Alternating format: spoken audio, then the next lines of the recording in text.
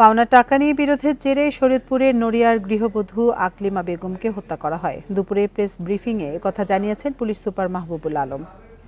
তিনি জানান, আকলিমার স্বামী কালুমালের কাছে কিছু টাকা পেতেন আত্মীয় পারভেজ। গত 16 জুন সেই টাকা চাইতে কালুমালের বাড়িতে যায়।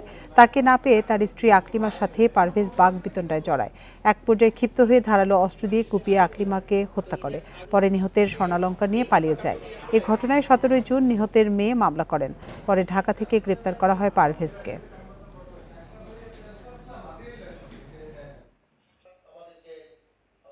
তাকে আমরা ডেকে জিজ্ঞাসাবাদের একটা সময়ে সে আমাদের কাছে স্বীকার করে এবং হত্যাকাণ্ড সংক্রান্ত যে অস্ত্র ব্যবহার করা হয়েছে সেটা আমরা উদ্ধার করেছি পরবর্তীতে, এবং হত্যার পরে তার রক্তমাখা যে গেঞ্জি সেটি আমরা তার বাড়ি থেকে, যাত্রাবাড়ি ঢাকা থেকে উদ্ধার করেছি।